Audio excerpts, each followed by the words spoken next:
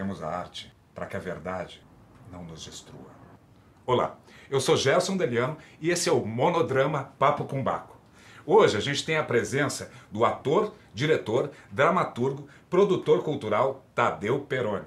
Antes de a gente começar a entrevista com o Tadeu, eu queria pedir para você se inscrever no canal, deixar o seu likezinho, ativar o sininho e deixar comentários, dizer o que você está achando do programa e tudo mais. Beleza? Volta agora Tadeu Perrone.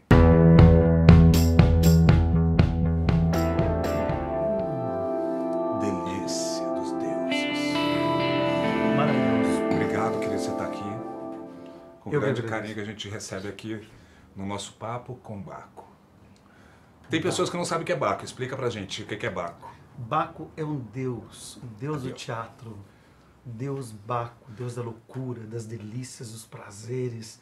Deus etílico, Deus da poesia. É o Deus do teatro. Tadeu Perrone. Essa foi improviso. Querido, como é que você tá? Fala aí. 7 esse ano, coisas boas, uma peça maravilhosa que eu vi. Você viu, né? Vi, adorei. Ah, E agora você vai correr o Brasil com ela, espero. isso. A gente espera isso, viajar com esse espetáculo, que deu um trabalho enorme para fazer. É uma peça que ficou 7 anos para ser montada de fato.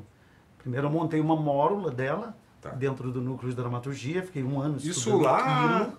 Isso, 2000. Quando você conheceu a Johnny. Isso, 2013, tá? Aí deixei de molho, entrei num processo da lei municipal, a gente conseguiu ser aprovado e conseguimos captar e realizamos o projeto com esse elenco maravilhoso, com uma equipe incrível, né? Quer dizer, 7 realmente é um espetáculo que vai ficar para a história e a gente pretende levar essa história, né? Dividir isso com o Brasil, que é um grito, né, contra a violência e tudo mais. Ele é Contra a super mulher. denso, né? Super denso. Ele é pesadão. Pesadão. Bom demais. Pesadão. É a cabeça da Dione. É. Eu não conheço a Johnny, ela é de São Paulo, né? Ela é do Rio, radicada em São Paulo. Ela tem a história dela, acho que ela dá aula Eu lá. conheço a obra dela, conheci lá no núcleo também, junto com você. Você tinha feito uma outra peça dela, não tinha? Não. Eu tinha feito Eu Grito Que da Anne Johan em 2012. E aí até saiu uma crítica bacana da Luciana Romagnoli no Horizonte em Cena. Uma crítica bem boa. E na sequência eu fiz 7. Só que dos espetáculos daquele ano, 7 não foi avaliada. Ela ficou entre as 5. Eu fui por último, né? A gente apresentou mais no final. É. E eu fechei então a mostra com essa investigação. Eu considero uma investigação, uma montagem investigativa, mórula, né? Eu fiz só com 2 atores, Mohamed Shaib mesmo, é isso mesmo. E Ana Paula E Ana Tax, Paula Tax. que foi bem legal. E daí, esse ano, para fazer essa montagem, eu fiz teste. E um teste diferente. Eu fiz uma audição com os atores. Eu apresentei os textos, o ator lia para mim e vai para casa. Pensa. Daí, não, eu quero fazer, gostei, mexeu muito comigo. Então, devido à complexidade do que a gente ia dizer, e esse resgate às ancestralidades, né? Então, o elenco que bateu e que voltou, deu esse resultado que você viu incrível. E é uma peça muito feminina, né? Muito Bastante. sobre a mulher, né? Sobre a situação que a mulher viveu até pouco tempo atrás. E Exatamente. tem tantas coisas de não poder nem escolher com quem é. O amor foi inventado há pouco tempo e ela também ia servir um marido para o resto da vida. Era para isso que eram criadas, né, as mulheres. É. Esse E a texto peça fala um pouco sobre essa situação que sempre teve, né? fala. Na verdade, a Dione se inspirou num caso que aconteceu na Líbia, de uma advogada, estudante líbia, que foi estuprada por 15 soldados. Tá? Ela, depois desse fato, ela ficou 3 dias passando por isso, né? Sem ir ao banheiro, foi horrível. E daí os políticos estavam no hotel, e aí ela entrou nesse hotel, depois do fato, né? E denunciou isso na Líbia, e aí ela passou a ser uma espécie de heroína contra o regime instaurado do Gaddafi. E aí a Dione viu isso em 2011 e ela se sensibilizou tanto que ela criou um texto escrito 7, baseado em todas as mulheres, embutindo ali, né, transcrevendo ali a situação de todas as mulheres do mundo, negras, né, que sofrem no mundo inteiro, as judias, as palestinas, entendeu? Então o texto fala de todas as mulheres, de lá para cá e até hoje, agora, aqui. Sim. Então, à medida que a gente estava montando a peça, a gente abria, né, eu sempre atualizo muito, trabalho de pesquisa muito profundo, e a gente estava montando a peça e as coisas estavam acontecendo o tempo todo, entende? Estupro, assédio, você imaginar. Infelizmente tem muito material, né? Muito o tempo material. inteiro sendo... E é muito triste. E aí eu fiz uma inserção nesse trabalho de um resgate da ancestralidade preta mesmo. Né? Porque o meu avô, ele era preto. Eu tenho um avô, José Aleixo, que ele era preto mesmo. Então, ele morreu muito cedo, a gente não conheceu, disse que ele tocava muito, fazia festas, daí, né? Da onde? De Jacarezinho. Jacarezinho, entendeu? E eu falei, eu vou fazer uma ancestralidade, porque eu acho que a gente deve muito a essa raça, a todos esses enigmas, né? Toda essa mitologia que veio da África para cá com os pretos nos navios e vieram, infelizmente, nessa condição de escravos. Na verdade, são seres humanos maravilhosos, são pessoas fodásticas, assim, que né? Eu sou descendente, né? Então, a gente deve muito. Não é possível que a gente forme uma sociedade onde uma parte da sociedade se coloca na subserviência, né? Não é possível. O Brasil, principalmente, ele é muito eclético e nós precisamos cultivar essa igualdade. Não tem essa. Todo mundo é igual e acabou. Todo mundo formou, trabalhou para fazer esse país do jeito que ele é. E o mundo, né? Fora a música e tudo mais. E nessa ancestralidade toda vem as religiões. No caso, a principal, o candomblé, que vem das religiões da África, que influenciaram muito o Brasil, e depois a Umbanda, que fecha nesse sincretismo. Então eu fiz um trabalho uma pesquisa nesse projeto especificamente, uma elegia à ancestralidade preta e uma homenagem, digamos assim. Maravilha. E é o que é uma trilogia? Não é, né? Mas já foi. Não, como é que era? Não. Os espetáculos estavam ligados entre eles. Os teus últimos não estavam? Não, eu fiz, na verdade, os últimos trabalhos. Eu fiz Amorexia, Tragicomédia Musical no Cabaré, que os textos eram do Douglas Daronco. Na verdade, quem viu a Amorexia achou que era uma peça só, mas na verdade são 4 microtextos, são 4 peças. São textos que ele desenvolveu no núcleo de dramaturgia, ali do SESI. Então, a Amorexia, ela se instaurava no Cine Teatro Cabaré Amorexia, que é inspirado nos grandes cabaré decadentes. Então, eu gosto muito dessa coisa do lindo decrépito, sabe? Sim. Essa coisa de você entrar num cinema e sabe, eu acho que o Peter Brook tem muito isso, né?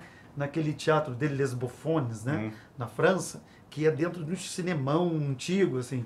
Então eu tenho muito essa coisa eu gosto dessa coisa de trazer o que é bom do velho e inserir no novo, assim. Então o Cine Teatro Cabaré Amorexia era um lugar onde as coisas aconteciam. Então eu fiz uma fusão de 4 espetáculos que se juntavam, né? E ali já tinha um texto de estupro, que denunciava um estupro. Por isso que eu achei que tinha a ver. A gente fazia uma ligação.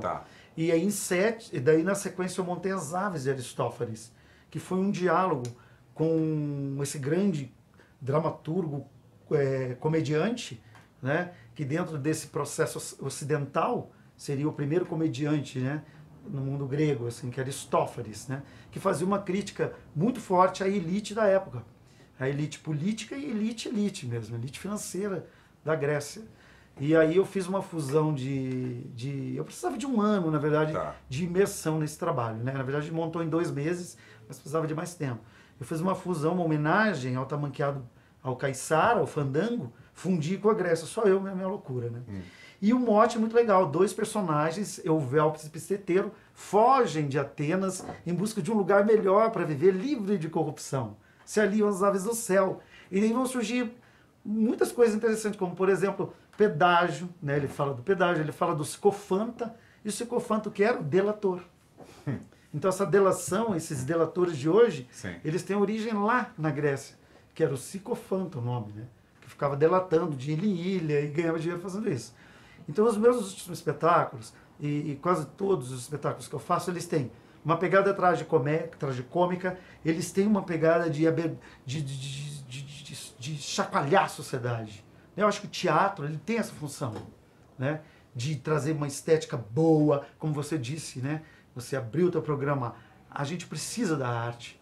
A arte, ela transforma, ela sempre esteve, sempre estará num outro lugar, num patamar muito elevado, muito além da nossa compreensão. Então, nós, artistas, que somos extremamente necessários para a sociedade, a gente serve como um ponto de ligação entre os deuses, ou Deus, ou essa criação mor, esse yin yang, esse homem e mulher, toda essa estrutura magnífica essa inteligência cósmica. Essa inteligência cósmica que a gente consegue, então, acessar, não é que a gente consegue, nós todos podemos... Somos parte dela também, eu acho, né? Essa grande energia. São 28 anos de carreira artística.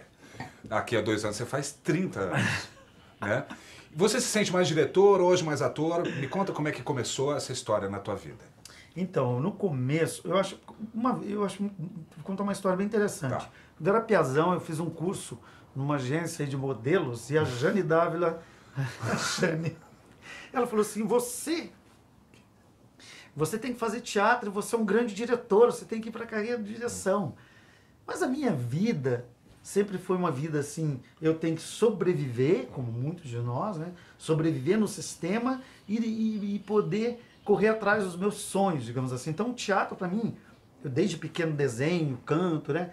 Mas por condição socioeconômica eu sempre tive que trabalhar muito. Então eu falei, eu nunca tive pressa, sabe? Eu tive pressa uma época, mas eu bati muito, levei muita cabeçada na parede. Então é preciso sobreviver, comer, né? Precisa estar inteiro para daí dar vazão ao Tadeu artista. E aí então eu entrei como ator, vou pesquisar o trabalho de ator. Isso me rendeu nesse processo de entrega. Comecei na Faculdade de Artes Cênicas, depois o grupo está na hora da PUC, fiquei 3 anos e meio, e depois fui meio que inserido. Em 91 fiz o espetáculo com a Cleide Piasek, The Baile 2, a Letícia tinha saído, sobrou uma vaga, a Letícia tinha ido para o Rio, aí Letícia o Zeca... Sabatella. Letícia Sabatella. Aí o Zeca Vachel, que dava aula na faculdade, falou, Tadeu, vem para cá, eu quero você, porque eu sempre me destacava em comédia, né? E fui fazer, então, sob direção do Matani, e contracenava com a Cleide Piasek, que foi uma delícia, né? A gente fez The Baile 2, que era um musical. O Edmundo nunca sabe bem o que faz, ele é um sujeito, e aí foi. E daí eu fui pesquisando, e isso me rendeu. Daí fui fazer teatro de rua com o Caru, fiz A Noite das Mal Dormidas, produção da Claudete Pereira Jorge, que vivia rasgando, ai, Tadeu, você é um grande ator, continua, né? E aí Paulinho Maia, Diniz, espetáculo infantil, com o Caru fiz muita coisa de rua, depois Rodolfo dos Sátiros, fui indo. Isso me rendeu 2 prêmios de melhor ator do Paraná. Sim. Melhor ator coadjuvante em 97, melhor ator em 99 e uma indicação em 2003, né? Então isso, né, foi um caminho muito legal, mas eu já estava de olho na direção. Já estava, né? Veja que uma pergunta inteligente... Né? Quando a pergunta é muito inteligente, a resposta é longa. Mas tem uma curva dramática aí, e é necessária e é de propósito. E aí eu sei, provocações, né? Aí eu peguei, porra, então a direção me fascina, sempre me fascinou muito. Eu era uma criança. Vou falar pra você como é que eu brincava quando era criança. Eu brincava assim, ó. Meus amigos, eu brincava assim, o carrinho vindo, um avião. Fazer o ponto da câmera. Sabe, ficava o ponto da câmera, o ponto de dirigir.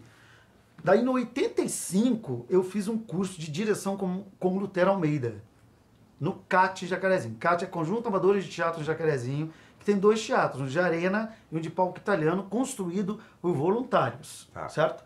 E aí, eu era guarda-mirim, que eu fui guarda-mirim, usava farda, certo? Tá bom, gente? É ótimo. Trabalho pequenininho. Eu quero te agradecer, quero te dar um presentinho. Mas a gente já acabou? Já acabou, já passou quase 20 minutos, não parece, né? Não parece. Maravilhoso. Vamos falar antes do teu texto, antes de eu te dar um presentinho aqui. Você fez um Shakespeare aqui pra gente. Sim. Um soneto de Shakespeare. Fala um pouco por que você quis escolher por que você escolheu esse texto pra gente hoje. Eu fiz um monólogo, né? Durante 3 anos eu viajei com um espetáculo chamado Os Bobos de Shakespeare. Sim. Certo? E eu estudei muito durante todo o tempo, né? E esse soneto chegou, dos 154 sonetos dele, esse foi um médico que me procurou. Ele falou, Tadeu, eu gosto muito desse texto e tal, por isso. E eu tinha lido todos os sonetos, né? Cada um tem a sua profundidade, mas quando ele me chamou para eu interpretar isso para a mamãe dele, eu me apaixonei. Por quê? Porque ele fala do tempo.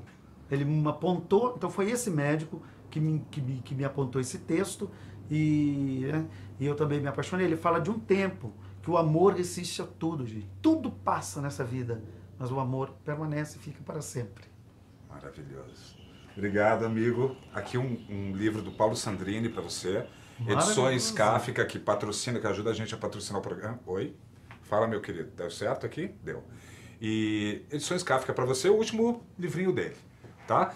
Patrocinam o programa também Arts Beer, delivery de bebidas, sorvetes artesanais, até as 2 horas da madrugada, pelo iFood e até as 4 pela Rappi. E 430, aquele espaço aqui que você já teve a oportunidade de ensaiar, espaços compartilhados, aluguel de salas e tudo mais. E a gente vai fazendo o Monodrama por aqui. E eu queria te dizer que você está finalizando esse ano pra gente. Quero te agradecer. Você é o 24º participante do Monodrama desse ano, que a gente vai ter vida longa, esperamos, e a partir de fevereiro a gente está de volta. Entramos em férias agora. Tem o último programa, o Monodrama... Monodrama não, vai ter o último agora, que é o Papo com Baco, com Humberto Gomes, que a gente a gente já fez o Monodrama do Humberto, mas a gente não tinha colocado no ar ainda, porque tem uma surpresinha. Que o Humberto vai fazer vai dar umas cartas pra gente. Que legal. Tarô. Ele é maravilhoso. Vai jogar um tarô aqui pra gente. Legal. Né? E vai ser o nosso finalzinho do ano. Obrigado, querido. Espero que você volte sempre aqui. Eu quero te agradecer e dizer que o teu programa é um sucesso, né? As pessoas, é gostoso de assistir. Que bom. Né? Quer dizer, eu tô meio... A vida tá ruim, vai ver Monodrama, que você vai ver que é teatro em casa, muita coisa legal. Parabéns. Pra mim, cada cena é como... Cada ator é como se fosse uma cena do espetáculo. Às vezes eu ponho um playlist com vários atores, assim, antes de sair de casa, e fico vendo, tomando um vinho. É uma maravilha. Todo mundo fazer isso em casa, né? Para sair inspirado para E é maravilhoso. Depois, olha, são grandes autores, são grandes atores, atrizes, é tudo muito legal. E faça o efeito espelho quando você for assistir o Monodrama. Abra uma boa garrafa de vinho, entendeu? E vai assistindo, curtindo, conversando. Afinal de contas, né? É Dionísio, é Baco. É Dionísio, é Baco. Porque Apolíneo, né? O Apolo tá aí também, mas o Baco ele dá aquela desestabilizada necessária. Obrigado, você, querido. Obrigado, Orlando. Obrigado a todos. Então, terça-feira que vem tem Shakespeare na interpretação do grande ator, diretor, dramaturgo e produtor Tadeu Peroni, com H e 2 N's. Exatamente. Queridas.